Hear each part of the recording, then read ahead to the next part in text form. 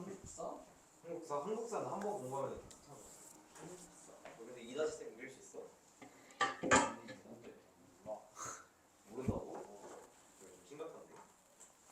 그래서 3페이지 보면은 이게 이제 2013년 수능 지문이고 논리학 지문인데 이게 사실 내 욕심 같아서는 논리학 지문을 모아서 한번 하고 싶거든. 그러니까 왜냐면은 독서 지문 중에서 거의 유일하게 실제로 내용을 공부했을 때 나름 영양가가 있는 종류가 논리학 지문이거든요.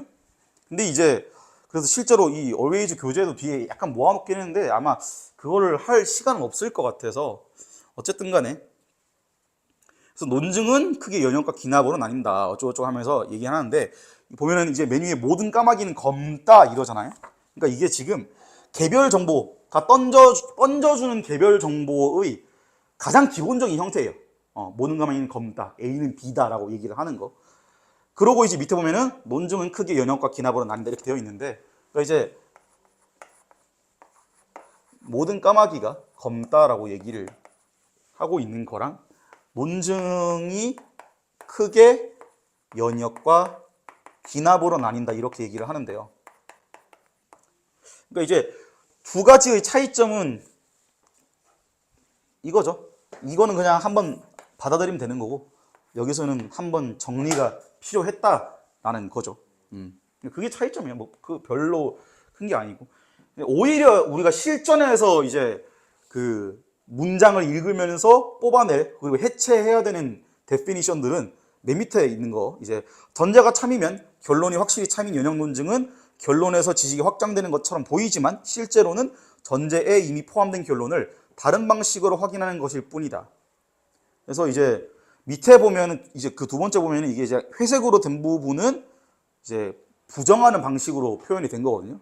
실제로 링크가 돼야 되는 부분이랑 언링크가 돼야 되는 부분 이제 표시를 한 거예요. 근데 맨 밑에 1, 2, 3은 점수 숫자 매겨져 있는 거 있죠. 이게 그러니까 읽으면서 너네 머릿속에서 요렇게 들어올 수 있어야 된다라는 소리야. 그러니까 이렇게 문장을 다 분리해서 정보들이 이렇게 싹싹 하나씩 들어와야 된다는 소리예요. 이게 우당탕 읽지 않는 거야, 이게. 그냥 되는 대로 들어온 대로 읽는 게 아니고. 이게 뭐 어려워?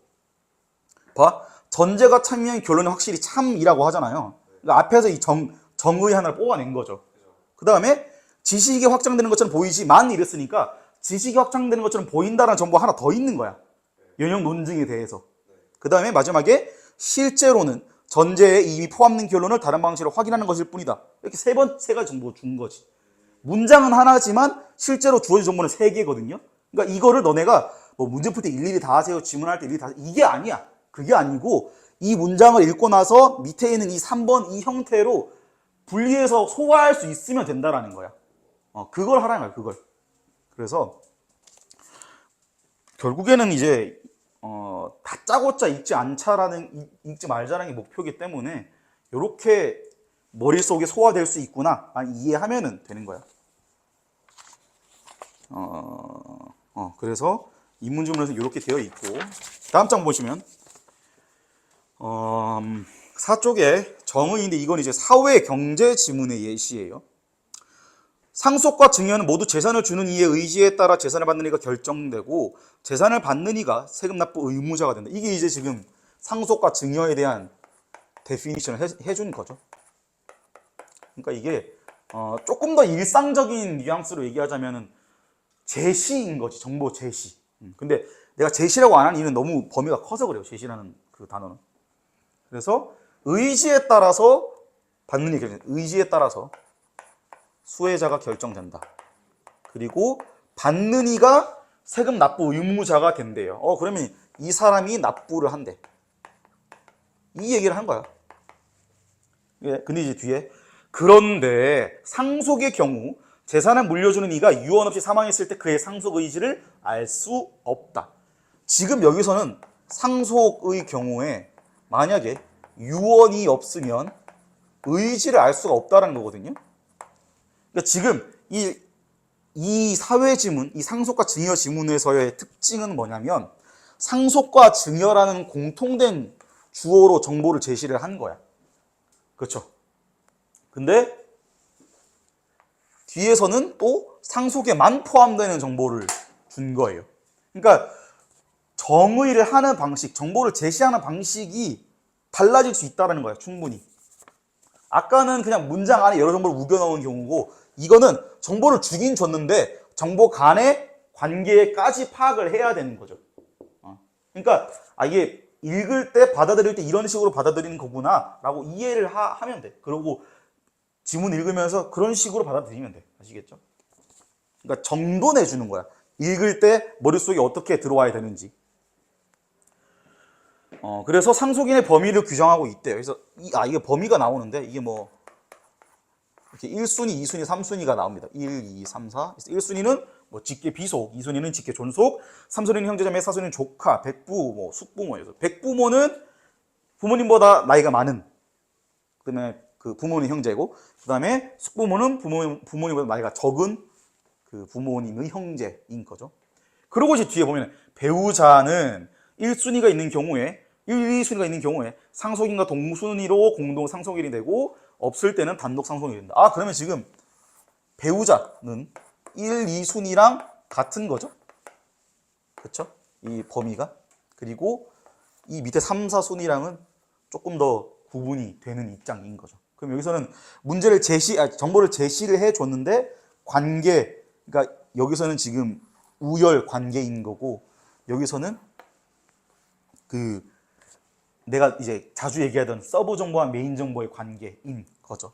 그래서 이런 식으로 등장이 되는 경우도 있다. 그래서 단순히 정보를 순순히 제시해 준 것처럼 보이지만, 여기서는 사실 증여에 대한 공통점은 이까지만 가져가는 거죠. 여기서부터는 다 상속 얘기인 거지. 그래서 이런 걸 이제 조심해야 된다라는 거고, 그 다음에 5쪽 보면은 해밀턴은 개체들의 이타적 행동은 자신과 같은 유전자를 공유하는 친족들의 생존과 번식에 도움을 줌으로써 자신의 유전자를 후세에 많이 전달하기 위한 행동이라는 혈연 선택 가설을 제시하였다. 이게 이제 과학 지문뿐만 아니라 많이 나오긴 하는, 특히나 과학 지문에서 많이 나오는데, 이게 사실은 해밀턴이 무언가를 정의한 거야. 그게 뭐야? 이타적 행동은 혈연 선택 가설로 설명될 수 있다고 한 건데, 이 사이에 있는 정보들은 다 혈연 선택 가설에 대한 설명인 거거든요. 그러니까 친족을 도우면 자기의 유전자가 전달된다라는 거지. 시험 때 나오지 않았어, 이 질문? 시험 때? 너네 시험 때 나올 수도 있죠. 그래서 이렇게 나오는 거고, 뒤에 보시면 뭐 해밀턴의 법칙에 의하면 뭐 개체의 이타적 유전자가 진화한다고 되어 있어서 R 곱하기 B의 마이너스 C가 0보다 클 때 진화한다라고 얘기를 했어요. 그래서 뒤에서 뭐 R은 유전적 근연도, 공유할 확률, 이득이라고 해서, 이거는 이제 근연도, 가까운 정도일 것이고, 얘는 확률일 것이고. 잠깐 맞나? 이득이다, 이득. 이득. 근연도와 확률.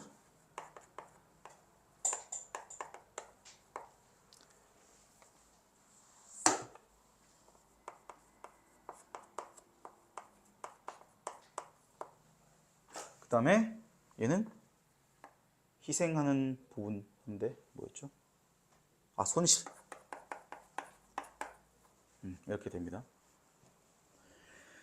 그래서 이게 과학 지문에서는 지금 보시면 이거는 이제 그냥 뭐 정보 제시했구나. 근데 이제 순서만 바꾼 거죠. 어쩌고 저쩌구인 혈연 선택 가설이라고 설명을 한 거야. 그냥 우리가 많이 봐왔던. 근데 이제 얘는 좀 주목할 만하죠. 왜냐면은 먼저 이걸 줬잖아. 공식을 주고 여기에다가 붙어 있는 개별적 정보를 따로 준 거예요. 그래서 이거 인식할 수 있으면 돼. 이제 인식하면서 앞에서 준 정보에 연관 있는 정보구나 라는 거 머릿속에 들어오면 돼요. 들어올 때 그거 감안해서 넣으면 된다는 거죠. 그래서 그렇게 뭐 어려운 부분은 아닙니다. 그래서 근데 이제 조금 이제 첨언을 하자면 뒤에 보면은 부나모가 자식과 같은 유전자를 공유할 확률은 50%이고 어쩌고저쩌고 이게 나오잖아. 만약에 이게 최근 지문이었으면은 이 부분을 보기로 줬을 거예요. 이 디테일한 확률에 대한 얘기를. 그리고 밑에 예시도 주잖아. 그쵸?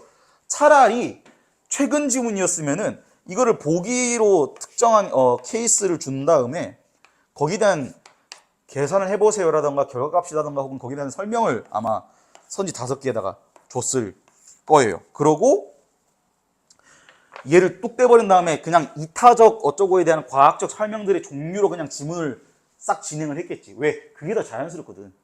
중간에 얘가 볼륨이 크잖아요, 지금. 그쵸? 근데 왜 이때는 그냥 이렇게 했나? 왜냐면은 이거를 본 지문으로 넣어야 되는 이유는 보기 문제에서 케이스 내면 애들이 다 맞춰버리거든요.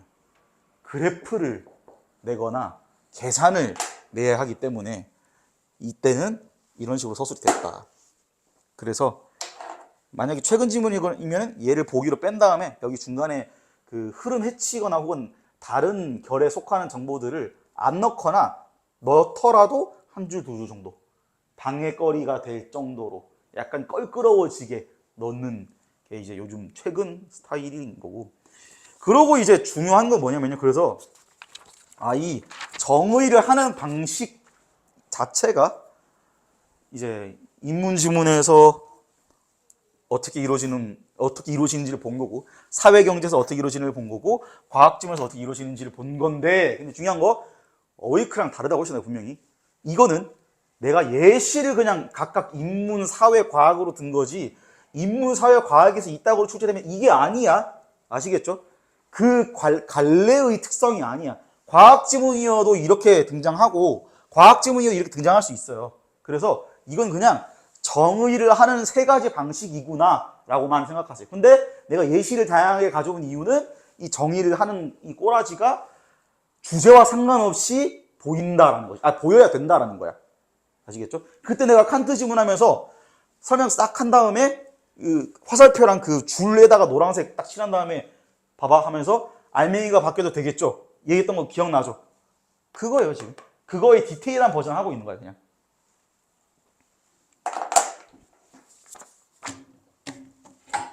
그 다음에 뒤에 7쪽입니다. 7쪽 맞나? 6쪽이다. 6쪽 먼저. 6쪽 지금 잠깐 그래프랑 글 잠깐 같이 봐요.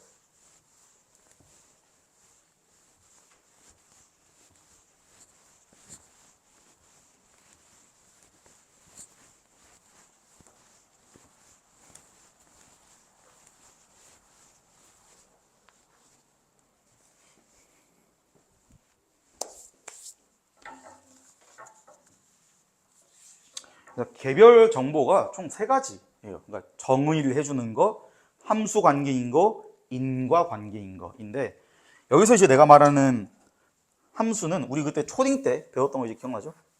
A라는 거를 무슨 어디 상자에 집어넣으면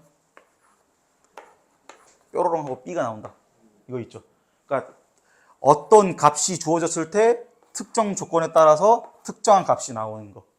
이걸 얘기하는 거야. 그래서 그러니까 뭐 증감일 수도 있고 비례일 수도 있고 반비례일 수도 있는 거죠.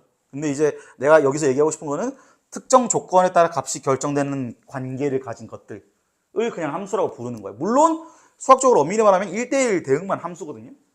내가 지금 여기서 얘기하는 거는 수학적 함수가 아니라 논리적 함수 관계에 속하는 정보를 얘기하는 거기 때문에 오해하시지 마시고 방정식을 그리자는 게 아닙니다. 그래서 보면은 너무 이제 쉽죠. 1번, 2번 보면은 가격이 올라가면 소비자 잉여는 줄어들고 생산자 잉여는 늘어난다. 가격이 내려가면 소비자 잉여는 늘어나고 생산자 잉여는 줄어든다. 그래서 만약에 재화의 가격이 올라가면 소비자 잉여는 줄어들고 생산자 잉여는 늘어난다. 그 다음에 반대로 줄어들면 소비자 잉여는 늘어나고 생산자 잉여는 줄어든다. 이렇게 되어 있어요. 그래서 이게 이런 함수 관계를 가진 정보들은 특히나 앞이랑 뒤에 뭐가 오느냐가 중요하거든요. 더군다나 우리가 채권에서 봤다시피 실제로는 여기서 안 끝나잖아. 그렇죠? 길이가. 실제 우리가 현시에서 볼 지문들은 이거보다 더 길어져요. 특히나 너네 올해 수특 독서 중에 경제지문 풀어보면 알 건데 이렇게 좀 더 길어져. 더 길어지기 때문에 써서 만약에 이게 지금 만약에 그 너네가 풀 때 이런 식으로 그 증감 관계로 쭉 이어지는 정보 처리하기 힘들다? 그냥 내가 얘기했죠? 그냥 차라리 메모를 해버리라고 그냥.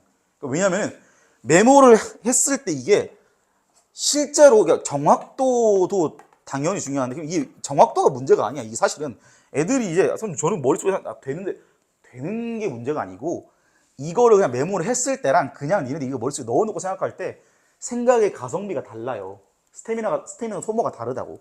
여기서 아껴가지고 어려운 문제에 쏟아야 될 거 아니야. 그쵸? 그리고 오히려 최근 경향을 따르면 문학에서 더 머리 굴려야 되거든요. 더 애매한 것처럼 보이기 때문에. 그러니까 당연히 생각의 가성비를 늘리는 거는 진짜 어떤 방식을 동원해서든 항상 너희들이 이거를 무슨 짓을 해서라도 줄여야 돼요. 계속 생각의 가성비, 효율화를 계속 해야 된다. 그래서 계속 단순화하고 가능하면은 어떻게 하면 이거를 내가 생각하기 편할까 하면서 진짜 그 많은 생각을 해야 돼. 그래서 이제 게으른 그 책인가 어디 중에 그런 게 있어. 게으른 사람이 성공한단가 무슨 그런 게 있는데 그 논리 중에 하나가 뭐냐면 그냥 게으른 거 말고 게으른 사람들 중에서 효율적인 방법을 고민하는 사람이 많기 때문에 성공한다 뭐 이런 게 있어요. 그래서 여러분들도 어떻게 하면 내가 이 지문을 읽을 때 생각을 좀 덜 하면서 좀 덜 헷갈리게 할 수 있을까라는 식으로 대해야 해요. 아시겠죠? 그래서 이게죠. 수학 그 수능 저기 30번 한 번 푸는 것보다 1번 문제 30개 푸는 게 훨씬 더 빠르고 정확할 거 아니야. 그렇죠? 그러니까 쪼개서 최대한 쉽게 만들자라는 거죠. 과학 지문의 예시입니다. 필수 아미노산 각 식품마다 포함된 필수 아미노산의 양은 다르며 필수 아미노산이 균형을 이룰수록 지금 필수 아미노산이 균형을 이룬다. 얘가 균형을 이룰수록 공급된 필수 아미노산의 총량 중 단백질 합성에 이용되는 양의 비율, 즉 필수 아미노산의 효율이 높다. 그래서 이용 효율이. 그러니까 이게 효율이 높다인데 여기서도 이제 슬쩍 밀어 넣었지만 효율을 지금 정의를 사실 한번 해준 거야. 그렇죠? 총량 중에 단백질 합성에 이용되는 양의 비율이야. 그러니까 총량 중에 단백질 합성. 이게 이제 효율인 거죠. 그냥 뭐 필수 아미노산을 뭐 얼마나 잘 써먹냐 그게 문제가 아니라는 거예요. 그렇죠? 총량 중에서 단백질 합성이 얼마나 써먹냐 이게 이제 효율이고 정의를 한번 해준 거야. 그래서 이런 거 이제 당연히 놓치시면 안 되고요. 일반적으로 육류, 계란 등 동물성 단백질은 필수 아미노산에 균형 있게 함유하고 있대요.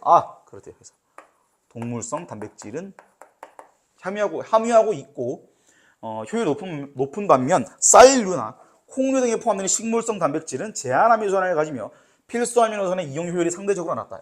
그래서 식물성 단백질의 경우에는 효율이 너무 밑에 적었는데. 식물성 단백질의 경우에는 효율이 낮다. 그러면 당연히 이 위에랑 상대적으로 균형도 깨졌겠죠. 대신 이제 플러스 여기 이제 제한 아미노산이 있다라는 거.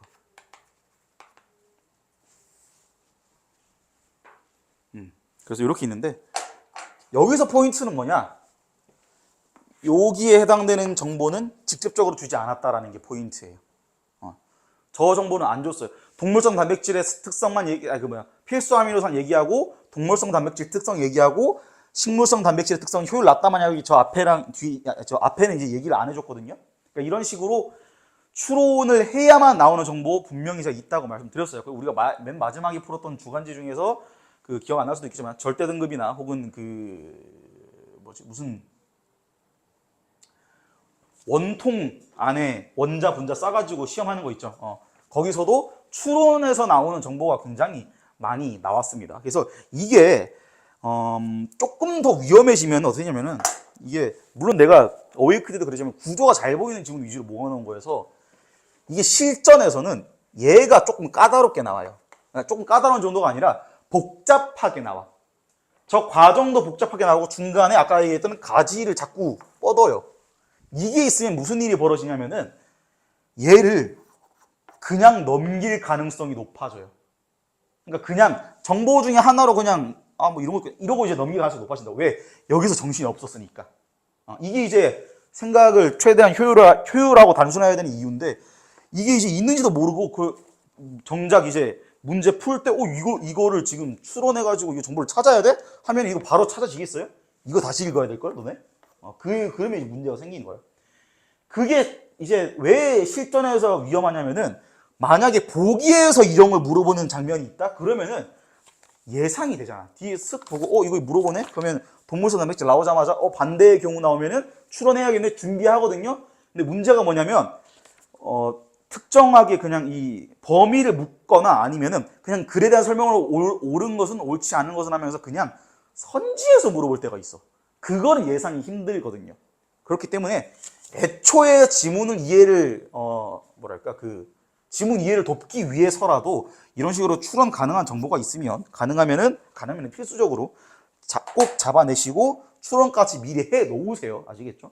추론 가능한 여지를 남겨 놓은 거는 분명히 의도가 있는 거야. 그래서 지금 보면은 경제 지문에서도 봤고 과학 지문에서 봤습니다. 그래서 증감 변수가 있다라는 걸 봤고 증감 변수랑 거의 같은 말인데 이제 국어에서는 같은 말인데 이거 이제 그 비례하는 거 있죠? 너네 근데 수학 시간에 이 기호를 쓰니 이건데? 과학 시간에 좀 더 많이 쓰는 것 같아요. 근데 수학에 너네 비례가 나올 그게 아니라서 그런가 보다. 그렇죠. 어쨌든 비례 반비례도 물론 수학적으로는 수치상으로 뭔가 확실한 무언가 필요하겠지만은 국어에서는 그냥 증감 변수랑 크게 다를 바가 없다. 그래서 가끔 이게 증감 변수나 비슷하구나라고 생각하시면 되고 뭐가 증가하면 뭐가 내려간다를 그냥 비례한다로 이제 표현하는 경우가 있어요. 대신 이제 아까 이제 그 좀 중요한 거는 내가 아까 어웨이크 저거 할 때 복습할 때 깜빡하고 얘기 안 했는데 내가 누누이 얘기하던 게 뭐였어요? 뭔가를 함축하고 있는 게 많은 단어들, 성립되기 어려운 단어들 이런 거 좀 조심해야 한다고 했죠. 이 스파이더 센스가 팅글링 해야 한다고 했죠. 비례한다가 그렇게 작용되는 경우가 너무 많아요. 왜냐면은 이런 식으로 주저리를 안 해도 되거든. 그냥 어쩌고는 비례한다 이러고 그냥 땡이야. 그러면 이제 실제로 텍스트에서 준 텍스트 양은 줄지만 니네가 생각해야 되는 양은 늘어나는 거죠. 그래서 뒤에 이제 보면은 8쪽 조건입니다. 조건.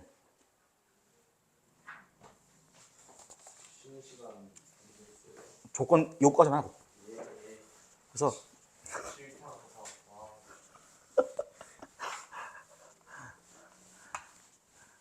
난 근데 진짜로 죽도록 해서 언젠간 되고 말 겁니다. 진짜로.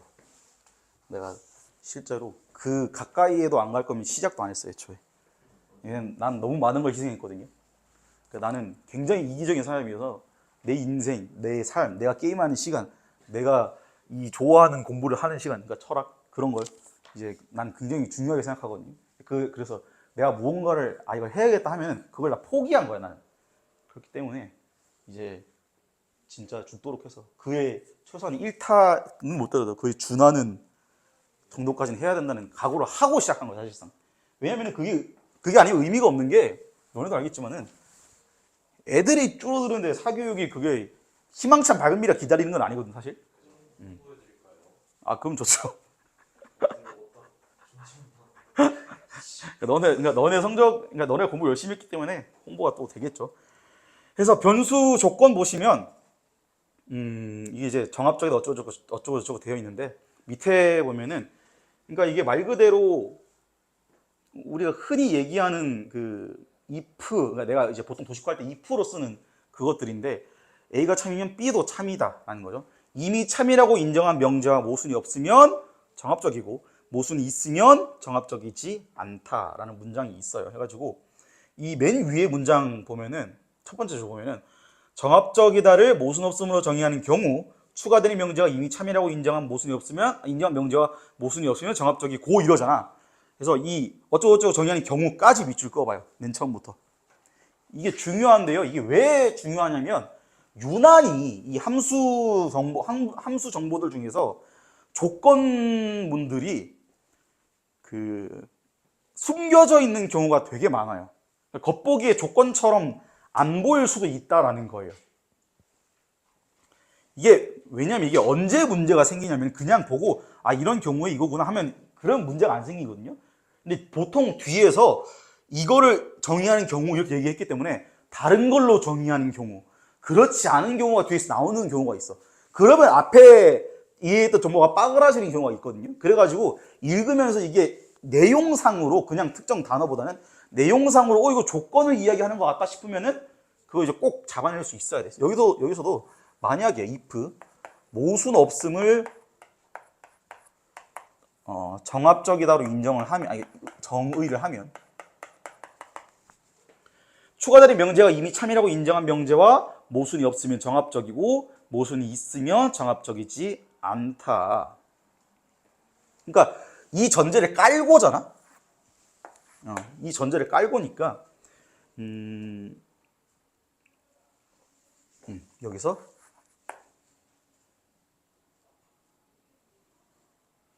참이라고 인정한 명제가 A라고 치면 A와 모순이 없으면 정합적이다 라는 거죠. 여기서 모순이란 은주는 민수의 누나이다와 은주는 민수의 누나가 아니다처럼 동시에 참이 될 수도 없고 또 거짓이 될 수도 없는 명제들 간의 관계를 말한다. 그러면 이제 여기서 모순이 안 된다라는 거를 이제 얘기를 해준 거죠. A와 B가 있으면 얘가 둘 다 동그라미가 되거나 둘 다 거짓이 되면 얘네들은 모순인 거죠.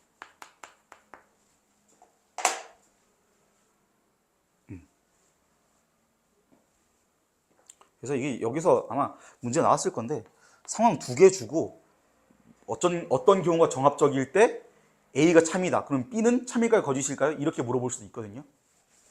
그래서 그런 문제도 충분히 나올 수 있다라는 거. 그래서 밑에 보시면 앞의 명제와 모순이 되지 않기 때문에 정합적이고 정합적이기 때문에 참이다. 그래서 위에도 보면은 정합적이다를 모순 없음으로 정의한 입장에 따르면 이러잖아. 이것도 사실상 그 조건문인 거죠. 이제 이 조건에 포함되어 있는 건데 이거일 때니까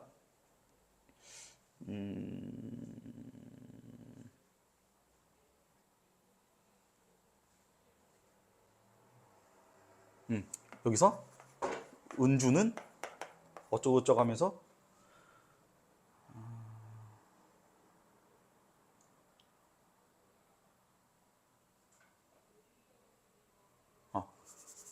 은주가 민수의 누나가 만약에 참이라고 하면 추가 명제 은주는 학생이다는 앞의 명제와 모순되지 않기 때문에 정합적이기 때문에 참이다인데 이거 예시를 그냥 날려버리고 위에 건 봐도 되겠다.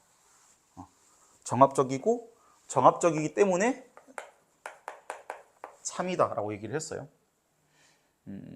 그런데 정합적이다를 모순 없음으로 이해하면, 그러니까 지금 이것도 이해하면이니까 아직 이 조건 안에서 있는 거예요.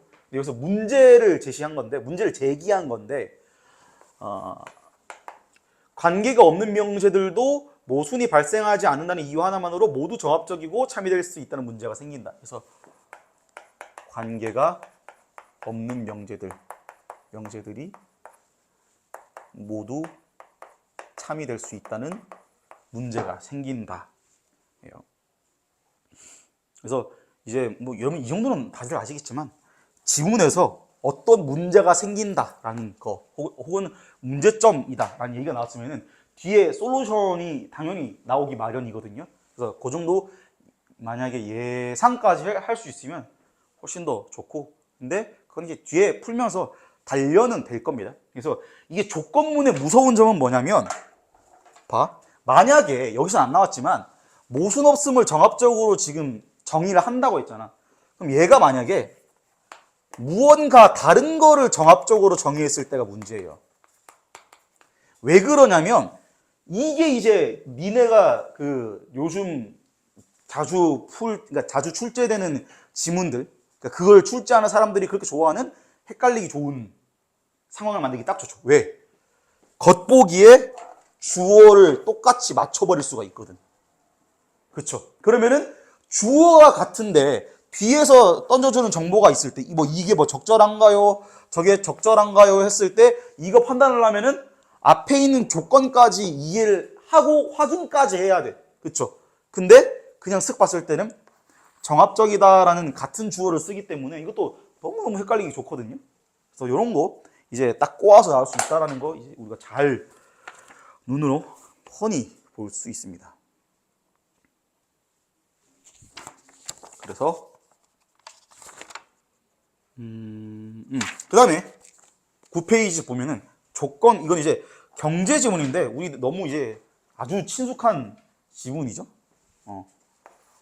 만약에 금리가 올라가면 현재 가치가 내려가고 그래서 채권 가격이 내려간다. 이런 식으로 이제 얘기가 나왔다라는 거예요.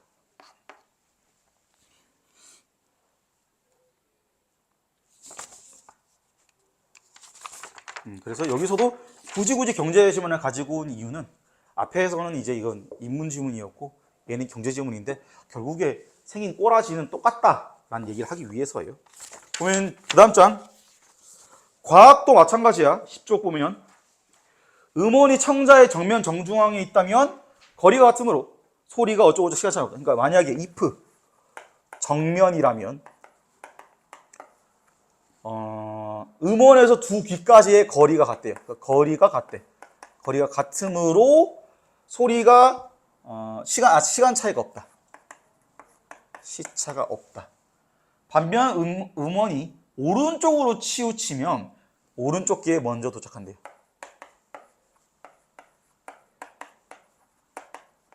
그래서 시차가 생긴다. 그리고 치우침이랑 시차는 비례한다. 그래서 도착 순서와 시간 차이는 음원의 수평 방향을 알아내는 중요한 단서가 된다라고 되어 있어요. 당연히 뒤에서 이제 계산을 시키겠죠. 도착 순서랑 시간 차이 가지고 수평 방향 알아내는 걸 시킬 거고요. 그래서 보시면 결국에는 이게 지금 인문 지문이랑 경제 지문이랑 과학 지문인데 결국에 생긴 건 다 똑같구나. 그러니까 이만즉슨 우리가 머릿속으로 이거를 열심히 찢어서 소화할 때 그냥 뭔가 하던 대로 해도 된다라는 거야. 이 정보의 종류를 잘 파악하면. 그래서 내가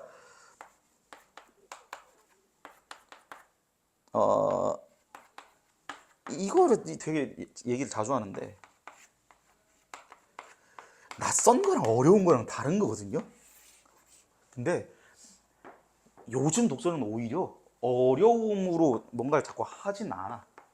그렇기 때문에 낯선 거거든요. 그러니까 지레 겁먹고 지문 읽을 때 위축되는 거 하지 않아도 된다라는 소리예요. 그러니까 그래서 이거를 일일이 다 보여주는 거야. 아시겠죠? 인과관계부터는 10분 쉬었다가 할게요.